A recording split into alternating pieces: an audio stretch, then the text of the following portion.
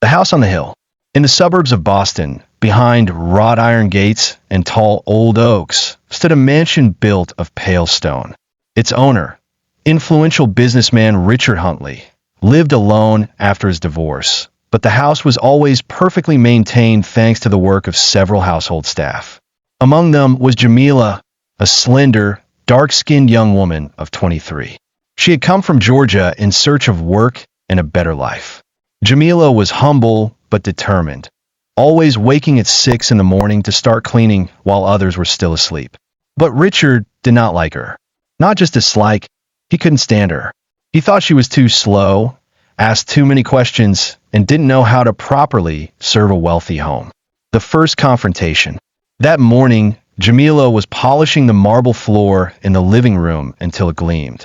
She carefully moved the bucket, making sure not to leave a single streak. The door suddenly swung open, and Richard walked in, wearing an expensive suit and holding a phone. "What's that awful smell?" he snapped, wrinkling his nose. "It's lemon polish, sir," she replied quietly. "You said you liked." "Don't interrupt me," he barked so sharply that she flinched. "I said I like cleanliness, not this chemical garbage. Get rid of it immediately." Jamila nodded silently and dragged the bucket away. Inside, she was boiling with anger, but she knew that arguing with a man like him would only make things worse. Behind closed doors, other workers were in the house too. The cook, Mrs. Grace, and the gardener, Louise. They were long used to Richard's outbursts and only shook their heads when he lashed out at Jamila. "Hang in there, girl," Mrs. Grace whispered to her, passing her a cup of coffee in the kitchen. "He's just an unhappy man." "He's just mean," Jamila replied quietly, keeping her eyes down. But more and more, she found herself wondering, why did he treat her worse than everyone else? The unwelcome eavesdropper. One rainy afternoon, Jamila was dusting the long hallway upstairs, working quietly so as not to draw Richard's attention. Most of the staff had left early because of the weather, and the house felt unusually still. She was about to move on to the guest bedroom when she heard muffled voices coming from behind Richard's study door. The door was slightly ajar, and a deep tone of his voice carried through the crack. "No, I told you. I'm not paying another cent," Richard said sharply. "If they find out, everything I've built will be gone. Do you understand me? Gone." Jamila froze. There was a pause, then another voice, low and unfamiliar, replied, "You think you could just walk away from this? You owe us, Huntley.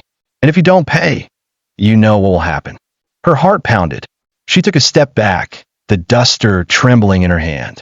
The conversation sounded dangerous, far beyond the usual business calls she sometimes overheard.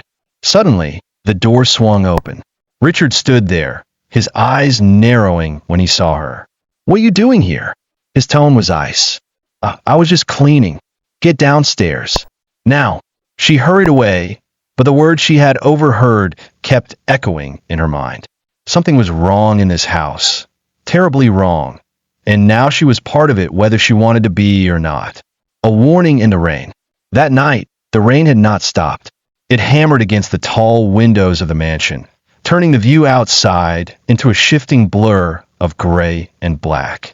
Jamila finished mopping the kitchen floor and glanced at the clock. It was nearly 9 p.m. The rest of the staff had gone home hours ago, leaving her alone with Richard somewhere upstairs.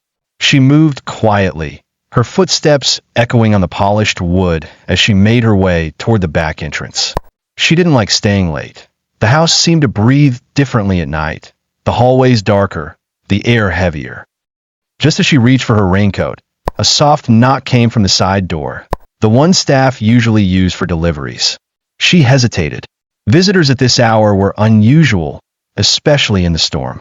Slowly, she opened the door just enough to see a man standing there in a dark hooded jacket, rainwater dripping from its edge. His face was shadowed, but his voice was low and urgent. "You work for him, don't you?" he asked. Jamila's throat tightened. "For Mr. Huntley?" The man's jaw tensed. "Stay away from him. And if you value your life, don't ask questions." Her heart gave a hard thud. "Who are you?" she asked, but the man only glanced past her into the dimly lit kitchen as if making sure no one else was listening. "Tell him he's running out of time," he whispered. Before she could respond, he turned and disappeared into the rain, swallowed by the darkness. Jamila shut the door, her hands trembling. She pressed her back against it, trying to make sense of what had just happened.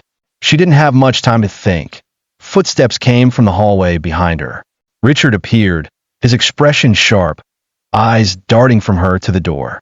"Who was that?" he demanded. "No one. Just someone at the wrong address," she said quickly, forcing her voice to stay calm. His gaze lingered on her for a moment too long, as if he was trying to read the truth from her face. Then he gave a small, cold smile. "Be careful, Jamila. People who open the wrong doors often regret it." And with that, he walked away, leaving her standing in the kitchen, rain still pounding against the glass, the stranger's warning ringing in her ears. The letter in the trash. The next morning, the storm had passed, leaving the mansion bathed in pale autumn light. Jamila tried to focus on her chores, but her mind kept replaying the man's warning from the night before. Stay away from him. Don't ask questions. Richard had already left for a meeting downtown, and the house was quieter than usual. Mrs. Grace was busy in the kitchen preparing a lunch order, and the gardener was outside, trimming the hedges. Jamila took the opportunity to clean Richard's study, something she normally avoided unless specifically told to. The room smelled faintly of cigars and leather, and the walls were lined with books that looked more decorative than read. She dusted the large mahogany desk, careful not to disturb the neatly stacked papers, until she noticed something odd in the trash bin beside it. Among the crumpled receipts and torn envelopes was a thick, cream-colored letter that hadn't been fully shredded. Curiosity got the better of her. She pulled it out, smoothing the damp paper on the desk. The letterhead read the Ellington Group, a name she didn't recognize. The writing was in bold black ink, short and threatening. "Mr. Huntley, we have been patient. You know the amount owed, and you know the consequences for failure. This is your final warning. 72 hours. Jamila's pulse quickened. This wasn't just business trouble. It sounded like a threat. And if the man at the door last night was connected to this letter, Richard might be in serious danger, or he might be the danger. A creak on the stairs made her jump. She shoved the letter back into the bin and grabbed the duster, pretending to wipe the bookshelf just as Mrs. Grace appeared in the doorway. "Everything all right, dear?" the older woman asked, eyeing her curiously. "Yes," Jamila lied, her voice thin. "Just cleaning." But as Mrs. Grace left, Jamila's mind was already racing. She had stumbled onto something big, and now she had only one question. Should she walk away before it was too late, or find out exactly what Richard Huntley was hiding? The black car. That evening, Jamila finished her shift early and decided to take the long walk to the bus stop instead of cutting through the side streets. The air was crisp, the kind that hinted winter was close, and the sky was streaked with fading pink and gold. But halfway down the road that led from the mansion's gates, she noticed a black sedan parked just beyond the hedge. Its windows were tinted so dark she couldn't see inside. She might have ignored it, except the car engine was running, a faint rumble carrying through the still air. She slowed her pace. The driver's side window rolled down just a few inches, and a man's voice called out, low and deliberate. "Miss Jamila." Her stomach dropped. She'd never seen this car before, and she definitely hadn't told anyone her name. She took a step back toward the sidewalk. "Do I know you?" "No," the man replied, "but I know you work for Huntley." The passenger door opened slightly, and another man leaned out. His face was partially in shadow, but the scar running from his temple to his jaw caught the last glint of sunlight. "We're not here to hurt you," he said. "We just need you to tell us something. Has he mentioned the Ellington Group to you?" The letter in the trash flashed in her mind. She hesitated, trying to keep her face neutral. "I don't know what that is." The first man gave a small, humorless laugh. "Then let us give you some advice. If you hear that name again, you run. And if you care about your own safety, don't stay in that house much longer." Before she could reply, the door shut and the car pulled away, disappearing into the winding road that led back toward the city. Jamila stood frozen for several moments, heart pounding in her chest. She wasn't sure what scared her more, the men in the car or the fact that they might actually be warning her of something real. When she finally turned toward the bus stop, she couldn't shake the feeling that eyes were still on her, following her every step. The locked room. The next day, Richard was in a foul mood from the moment he came downstairs. He barked orders at everyone, told Mrs. Grace her soup was inedible, criticized the gardener for trimming the hedges too short, and gave Jamila a list of chores long enough to keep her working past midnight. By evening, the mansion felt tense, like the air itself was bracing for a storm. Most of the staff had already gone home, and Jamila was alone in the east wing, dusting the upper hallway. She was about to finish when she noticed something she had never paid much attention to before, a heavy oak door at the far end of the hall, with a brass knob and an old-fashioned keyhole. It was always locked. Richard had told her once, curtly, that it was storage and didn't need cleaning.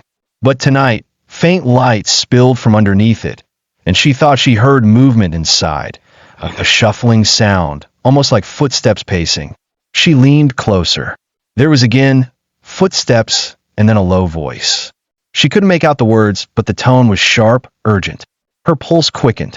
Slowly, she crouched and peered through the keyhole. For a moment, her breath caught. Inside, Richard was standing with two men she had never seen before. One of them was the scar-faced passenger from the black car. They were hunched over a large table covered in papers, stacks of cash, and Jamila's stomach turned. A black handgun lying in plain sight. 72 hours, the scar-faced man was saying. That's all you've got. I'll get the money, Richard replied, his voice tight. But you keep her out of this. She doesn't know anything. The man gave a slow smile. If she doesn't know now, she will soon. Jamila stumbled back from the door, her heart pounding so hard she thought it might give her away. She turned to leave and froze. Richard was standing in the hallway behind her. Enjoying the view, he asked softly, his eyes cold. Cornered. Jamila's breath caught in her throat. Richard stood barely a few steps away, his tall frame blocking the only exit from the hallway. The dim light from the chandelier above cast sharp shadows across his face, making his eyes look even colder. I was just cleaning, she stammered, forcing her voice not to shake. At the end of the hall, near the locked room.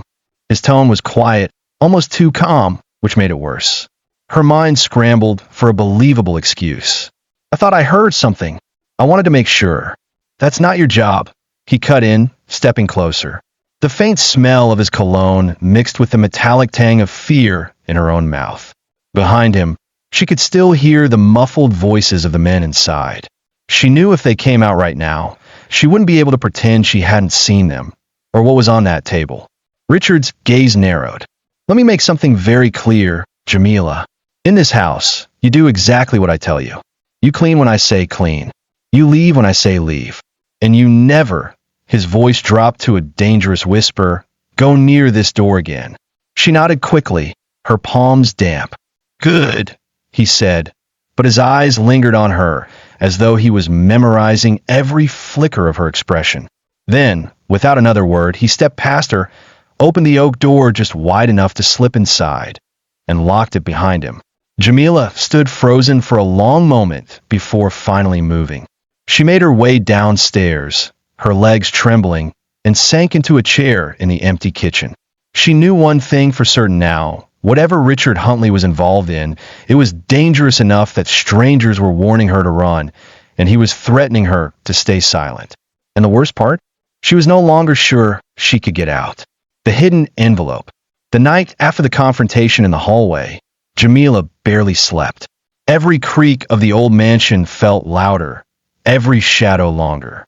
She kept seeing Richard's cold stare in her mind, hearing the scar-faced man's warning echo over and over. By morning, she had made a decision. She needed to know exactly what she was caught in. Not just guesses, not just overheard fragments, but proof. Something she could take and, if necessary, use to protect herself. The opportunity came sooner than she expected. Richard left for a lunch meeting downtown, and most of the staff were working in the garden. The east wing was empty. Heart pounding, Jamila crept upstairs to the locked oak door. She knew she couldn't open it, at least not without a key, but she also knew Richard kept certain important items in his personal office across the hall. The door was, as usual, closed but unlocked. Inside, the office smelled faintly of old books and cigar smoke. Sunlight streamed through tall windows, falling across the polished desk. She moved quickly, pulling open drawers, rifling through neatly arranged folders. Most were harmless: invoices, property tax documents, boring correspondence. Then she found it. A plain manila envelope at the very back of the bottom drawer, sealed with a strip of black tape. No name, no label, just heavy. She picked it up, feeling the weight shift inside. Not just papers, but something metallic. She peeled the tape back slowly, hands shaking. Inside was a stack of crisp $100 bills bound with a thin rubber band, and beneath them, a single sheet of thick paper. It wasn't a letter. It was a list. 8 names, some with phone numbers, some crossed out in red ink. And next to one of the names, her name, Jamila, right? There was no number, but there was a date. 3 days from now. A chill swept over her so strong, she almost dropped the envelope. The date lined up exactly with the 72 hours deadline from the letter she'd seen in the trash. She quickly shoved everything back into the envelope, slid it into the drawer, and stepped back, just as she heard the faint sound of the front door closing downstairs. Richard was home early. The narrow escape. Jamila's pulse pounded in her ears. The click of the front door downstairs was followed by the deep murmur of Richard's voice. He was speaking to someone, though she couldn't make out the words. She glanced at the desk drawer she had just closed, her fingers itching to make sure it looked exactly as she'd found it. But there was no time. The steady rhythm of his footsteps on the marble floor was getting closer. Thinking fast, she grabbed the feather duster from the bookshelf and began dusting the top of the window frame, forcing her breathing to slow. By the time Richard's shadow stretched across the doorway, she was standing on her toes, face turned away, looking like she had been there the whole time. "Jamila," he said, his tone sharp. She turned slowly, keeping her expression neutral. "Mr. Huntley, I was just making sure the dust didn't build up here." He stepped inside, his eyes scanning the room like a man checking for something missing. "Funny," he said. "I don't remember asking you to clean my office today." "I was ahead of schedule in the West Wing," she replied smoothly, "so I thought I'd take care of this before it got bad." Richard's gaze lingered on her for several long seconds. He walked to the desk, opened the same bottom drawer she just closed, and let his hand rest inside for a moment, too long. Then he shut it and straightened. Without warning, he smiled. But it wasn't a warm smile. It was the kind that didn't reach his eyes. "You're thorough. I like that." The tension in the air was thick as he brushed past her toward the door. Just before leaving, he stopped and glanced over his shoulder. "Be ready tonight," he said. "We'll be having guests."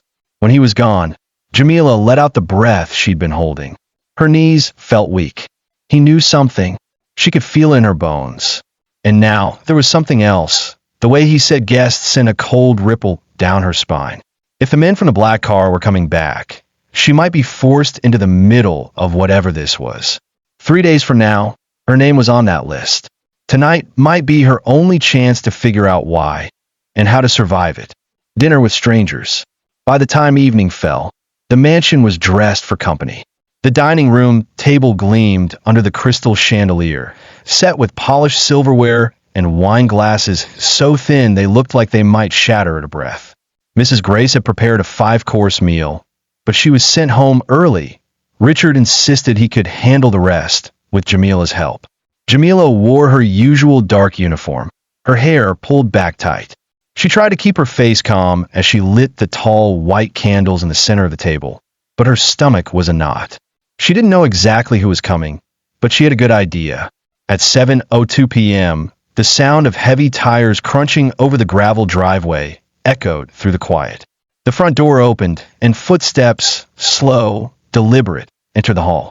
Richard appeared first, greeting 2 men in tailored coats. Jamila's pulse spiked. She recognized them instantly, the driver from the black car and the scar-faced man from the locked room. They didn't bother with polite smiles. The driver glanced at her, his eyes cold but calculating, as if he were measuring her. "This her?" he asked Richard. "She's the help," Richard said curtly, "and she knows her place." The scar-faced man gave a low chuckle. "We'll see." They took their seats, and Jamila moved quietly between them, serving soup, then salad, trying to keep her hands steady. The men barely touched their food. They talked in low voices, but in the stillness of the room, she could hear fragments. Shipment's late. Ellington isn't happy. The money. Huntley, you don't have it. Someone on the list has to be removed. Her chest tightened. The list. She leaned slightly as she poured wine into the driver's glass, straining to catch more. That girl, the scar-faced man began. Richard cut him off sharply. She's not involved. Everyone's involved, the man replied with a thin smile. Sometimes they just don't know it yet. Jamila forced herself to move to the sideboard, pretending to adjust the cutlery, her mind racing. They weren't just threatening Richard. They were deciding who would be removed. And she had no doubt her name was still on that paper. As dessert was served, the scar-faced man looked at her in a way that made her skin crawl. You know, Huntley, he said, sometimes the quiet ones are the most dangerous. Richard's expression didn't change, but his hand tightened around his wine glass until his knuckles went white. Jamila realized she wasn't just overhearing danger anymore. She was sitting right in the middle of it, and both sides were watching her. The note in the dark. The guests left just after 10. Their polished shoes echoed in the marble foyer, their voices fading into the cold night as the black sedan carried them away. Richard didn't say a word to Jamila. He simply poured himself another drink and disappeared into his study, locking the door behind him. She moved through the dining room, clearing plates and blowing out candles, the silence almost heavier than the conversation that had filled the air an hour earlier. Her hands trembled slightly as she stacked the china. She kept seeing the scar-faced man smirk, hearing his words. Everyone's involved. By the time she finished cleaning, it was nearly midnight. She slipped on her coat, ready to walk to the bus stop when she noticed something strange. The back door, the same one where the hooded stranger had appeared days ago, was slightly ajar. Her first instinct was fear, but then she saw it. A folded slip of paper wedged into the crack of the doorframe. She glanced around the kitchen, making sure Richard wasn't there, then pulled it free. It was small, barely bigger than a receipt, but the handwriting was rushed, jagged. Leave the house before Thursday night. Do not trust Huntley. Do not trust anyone. There was no signature, no explanation. Just those 3 sentences. Jamila's hands went cold. Thursday night was exactly the date next to her name on the list in Richard's drawer. She shoved the note deep in her pocket and slipped out the back, her breath clouding in the crisp air. She could feel it now, the clock ticking down. Every step away from the mansion felt like a step closer to a line she could never cross back over. And yet, part of her knew she couldn't just leave. Not without understanding why her name was there. She had 3 days. 3 days to uncover the truth or disappear forever. The shadow trail. The next morning, Jamila barely spoke to anyone. She moved through the mansion on autopilot, dusting, polishing, scrubbing, all while her mind replayed the words on that crumpled note. Before Thursday night. Don't trust Huntley. Don't trust anyone. She couldn't shake the question that gnawed at her. Who had left it? The hooded stranger from the rain? One of the men from the dinner, trying to send a cryptic warning? Or someone inside the house? By noon, Richard had changed into a charcoal suit and announced he would be out for the afternoon. He didn't say where. He never did, but Jamila noticed something different. Instead of his sleek silver car, he took the black SUV parked at the edge of the driveway. She didn't think. She just acted. The moment he pulled out through the gates, she grabbed her coat and hurried outside, flagging down a taxi on the corner. Follow that SUV, she told the driver, her voice steady but urgent. For nearly half an hour, they wound through Boston's busy streets, the SUV moving like it knew exactly where it was going. Finally, it turned into the industrial district, an area Jamila had never been to. Old brick warehouses lined the narrow streets, their windows dark, their loading docks abandoned. The SUV rolled to a stop outside a building with a faded sign, Ellington Imports. The name made her stomach clench. She ducked low in the back seat as Richard got out, glancing over his shoulder before disappearing through a side door. Wait here, she told the cab driver, slipping him extra cash. She waited a full 2 minutes, then got out and crept along the wall toward the door. The metal handle was ice cold, the paint around it chipped from years of wear. From inside came voices, men talking in low, urgent tones. She pressed her ear against the cold steel. Shipments ready for Thursday. Cash will be there. And the list. Handled. The girl's still in place. Her breath caught. They were talking about her. Suddenly, heavy footsteps moved toward the door. Jamila darted behind a stack of wooden pallets, just as it creaked open. Two men she didn't recognize stepped out, one lighting a cigarette, the other scanning the alley with narrowed eyes. She held her breath, praying they wouldn't see her. Inside Ellington Imports, Jamila stayed crouched behind the pallets until the two men wandered off toward the street, their voices fading with the crunch of gravel. The cigarette smoke lingered in the air, sharp and bitter. She waited a beat longer, making sure the alley was empty, then crept toward the door before it could swing shut completely. Inside, the air was thick with dust and the faint metallic tang of oil. The only light came from a few flickering fluorescent strips overhead, casting everything in a pale, sickly glow. The warehouse was massive, a maze of stacked crates, rusted shelving, and tarp-covered shapes she couldn't quite make out. She moved quietly, her shoes silent on the concrete floor. Somewhere deeper in the building, she heard muffled voices, but they were too far away to make out. Her eyes were drawn to a small office in the corner, its window covered with grimy blinds. The door was ajar, and through the crack she could see the edge of a desk and a stack of folders. She slipped inside, careful not to disturb anything, and began scanning the papers. Most were shipping manifests, crates coming from overseas, labeled with vague descriptions like machinery parts or textiles.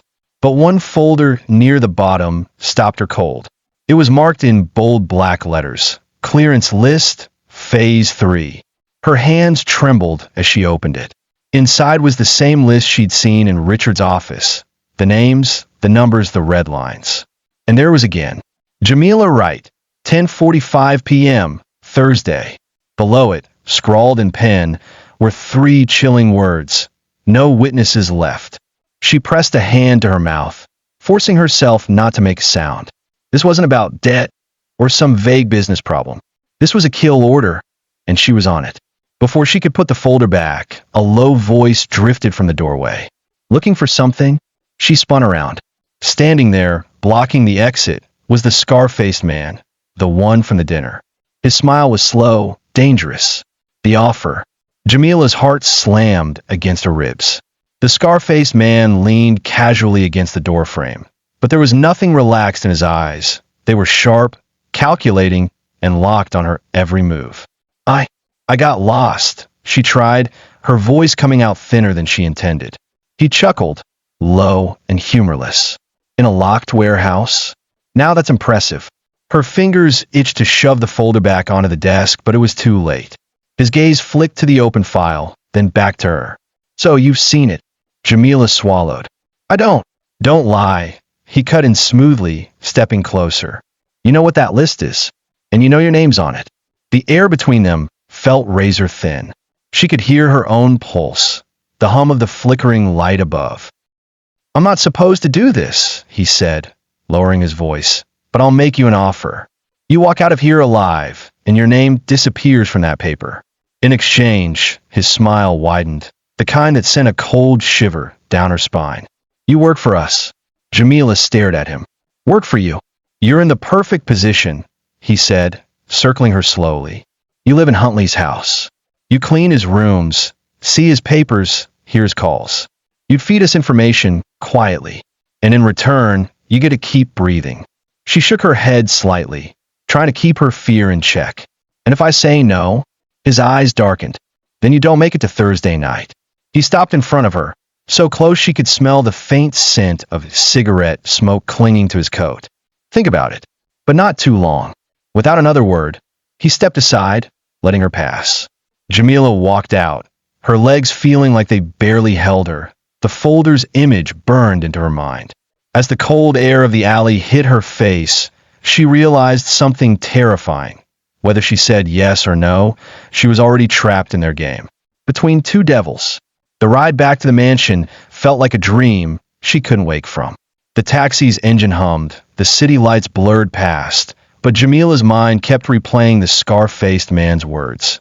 You work for us, or you don't make it to Thursday. By the time she reached the wrought-iron gates, her decision felt heavier than the night air pressing down on her.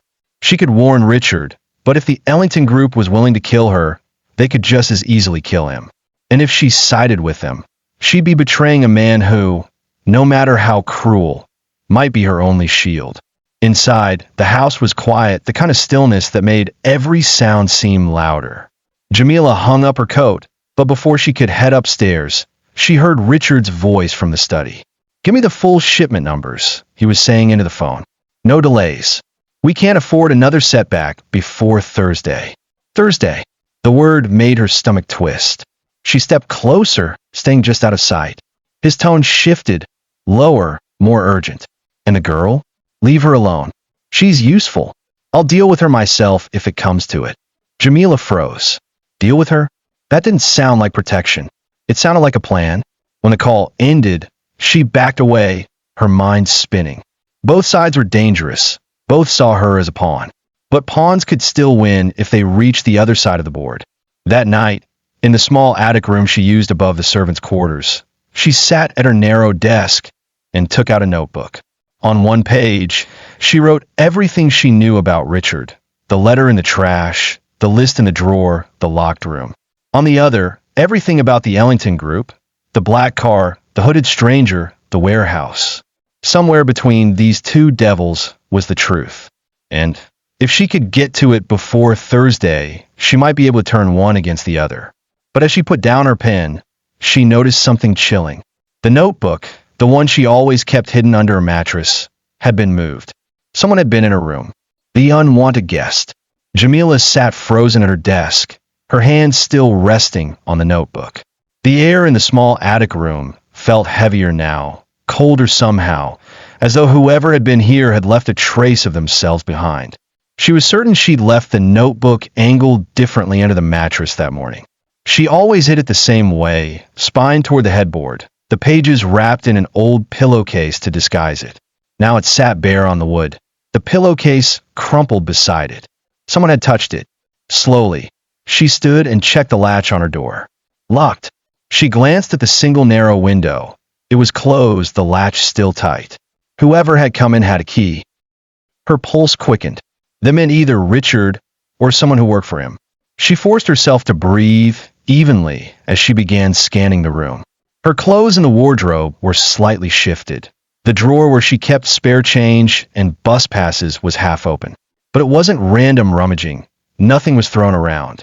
Whoever it was had searched with quiet, methodical precision. She was still kneeling by the wardrobe when she heard it. Faint footsteps on the creaky attic stairs. She straightened quickly, shoving the notebook into her pocket and moving to the corner of the room. The knob turned slowly, then the door opened just enough for a head to peek through. It was Luis, the gardener. Jamila blinked in shock. Luis was in his 50s, with weathered hands and a quiet, polite demeanor. He had always kept to himself, spending most of his days outside pruning hedges or tending the rose garden. She'd barely exchanged more than a few words with him in the month she'd worked here. Luis, she said, her voice a careful mix of surprise and suspicion. What are you doing here? He stepped inside, closing the door behind him. Keep your voice down, he whispered, glancing toward the hallway as though someone might be listening. Jamila's instinct was to back away, but something in his eyes stopped her. They weren't threatening. They were urgent, almost pleading. You need to get out of this house, he said. Tonight, if you can. Her heart jumped. Why? What do you know? Luis hesitated, then pulled something from his coat pocket. A small silver key, old and worn. You're not the only one Richard's keeping tabs on. I've been in his locked room before. I've seen the files. Names, dates. Yours is the next one. Jamila's throat tightened. So, you're the one who went through my things? Yes, he admitted, his voice low but firm. I needed to know how much you'd found out. And now I know it's enough to get you killed if you stay here. She stared at him, torn between fear and a desperate hope that he might actually be on her side. Why are you helping me? Luis's gaze darkened. Because once, my brother's name was on that list. I couldn't save him, but maybe I can save you. He pressed the key into her hand. This opens the oak door at the end of the east wing. Whatever's inside, you'll understand everything once you see it. But if you go in there, you can't let Richard know. Not until you decide whose side you're really on. Before she could speak, Louis stepped back toward the door, his voice a final whisper. Don't wait too long. Thursday's almost here. When the door shut behind him, Jamila stood in the silence, the cool weight of the silver key in her palm. Her fingers curled around it tightly. Somewhere inside that locked room was the truth. But truth in this house had a price, and she wasn't sure she could afford it. The room at the end of the hall. The key felt heavier than it should, its edges pressing into Jamila's palm as if reminding her the choice she was about to make. Luis's words echoed in her head. You'll understand everything once you see it. She waited until after midnight. The mansion had gone still. The faint hum of the refrigerator downstairs, the occasional groan of the old wood beams, and nothing else. Richard's study door was shut, the light underneath it dark, which meant he was either asleep or gone. She wasn't sure which she preferred. With each step down the long east wing hallway, the silence grew thicker. The oak door loomed at the far end, its brass knob catching a faint glint from the hallway sconces. She slid the key into the lock. It turned with a soft click. The door creaked open, releasing a stale, closed-in scent. Dust, paper, and something faintly chemical. She slipped inside and shut it behind her. The room was larger than she expected. Tall filing cabinets lined two walls, their drawers labeled in neat black letters. Along the third wall stood a heavy steel safe, its door slightly ajar. In the center was a long wooden table covered in organized chaos. Photographs, folders, stacks of cash, and several unmarked black binders. Jamila moved closer, her hands trembling.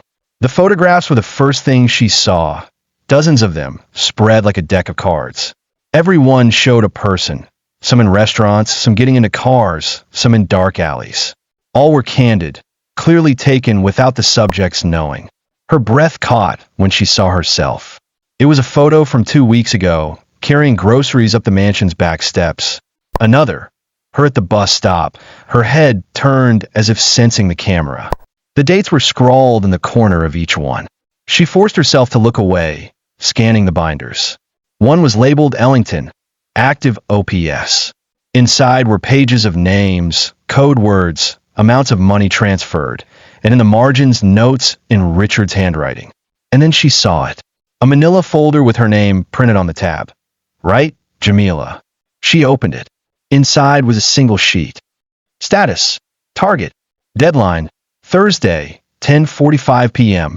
Reason, witness to restricted transaction. Resolution, remove. No witnesses left. Her stomach lurched. Witness? She tried to remember. Had she seen something without realizing it? Something that tied Richard to whatever the Ellington group was hiding? Before she could think, a faint sound came from the doorway, the click of a shoe against wood. Jamila's head snapped up. Richard stood there, the dim light catching the edges of his face. He was leaning against the doorframe, arms crossed, eyes fixed on her. I was wondering, he said softly, how long it would take you to use that key. The truth before Thursday. Jamila's mouth went dry. She clutched the folder with her name on it, her fingers tightening as if it could somehow shield her from the man in the doorway. Richard stepped into the room, the door clicking shut behind him. His polished shoes made slow, deliberate sounds on the hardwood as he closed the distance between them. You've been busy, he said, glancing at the open binders, the scattered photographs. And here I thought you were just good with a mop. She forced herself to meet his eyes. You were going to kill me. Richard tilted his head, studying her. If I wanted you dead, Jamila, we wouldn't be having this conversation. He nodded toward the folder in her hands. You think that's the whole truth? That paper is a piece of bait, and you took it. Her brow furrowed. Bait. He sighed and leaned against the table, resting one hand on the stack of photographs. The Ellington group doesn't trust me. They think I've gone soft. They've been looking for a reason to cut me out permanently. So I gave them one. I let them believe you saw something important. I knew they'd put you on the list. And once they did, they'd stop hiding from me. Jamila's pulse hammered in her ears. You used me? As a target? Richard's voice was low even. I needed someone they'd underestimate. Someone already inside my house. Someone who could survive long enough to feed me back whatever scraps they let slip. He leaned closer, his gaze sharp. And you've done a hell of a job, whether you realize it or not. Her grip tightened on the folder. So what happens Thursday? He straightened, his expression unreadable. Thursday night, they'll come for you. But I'll be there too. And we end this. If you run now, you'll die. If you stay, you might live. But either way, his lips curled into a cold half-smile. You're in it to the end. Jamila's mind raced. Trust Richard, and gamble that he wasn't just setting her up again, or take her chances alone and almost certainly walk into a trap. The folder in her hands felt heavier by the second. Somewhere outside, the wind rattled the mansion's old windows. 3 nights left. 3 nights to choose between 2 devils. And as Richard walked past her toward the door, he glanced back once more. Don't make me regret picking you, Jamila. The door closed. She was alone again, but she knew now that Thursday night wouldn't just decide her fate. It would decide who walked out alive. Thursday night. The mansion felt different that night. The air was sharp and heavy, as if the walls themselves were holding their breath. Outside, rain had begun to fall, soft at first, then harder, tapping against the tall windows in a restless rhythm. Jamila stood in the kitchen, her black uniform replaced by dark jeans and a simple sweater. She wanted to be able to move, to run if she had to. In her pocket was the silver key Louise had given her, and in her mind, every word Richard had spoken 3 nights earlier repeated over and over. If you run now, you'll die. If you stay, you might live. It was just after 10 p.m. when she heard it, the low rumble of tires on the gravel driveway. She moved to the edge of the hall, peeking toward the front door. The black sedan, the same one from the first warning. 2 men got out, the driver and the Scarface man. Both carried themselves like they owned the night. A third figure emerged from the back seat, tall, wearing a long coat, his face hidden beneath a wide-brimmed hat. They didn't knock. The door swung open as if it had been unlocked for them. Richard was already in the foyer, his stance casual, but his eyes alert. You're early, he said. We're efficient, the Scarface man replied. His gaze flicked toward Jamila, who was now in full view at the bottom of the stairs. And there's our guest of honor. Richard's voice was calm. You'll deal with me, not her. But the tall man in the coat stepped forward, speaking for the first time. His voice was smooth, deliberate. No, Huntley. Tonight, we deal with both of you. The next moments happened fast. One of the men reached into his jacket. Richard moved first, his hand going his own weapon, hidden beneath his suit coat. A shot rang out, sharp and deafening in the high-ceilinged hall. The driver staggered back, clutching his shoulder.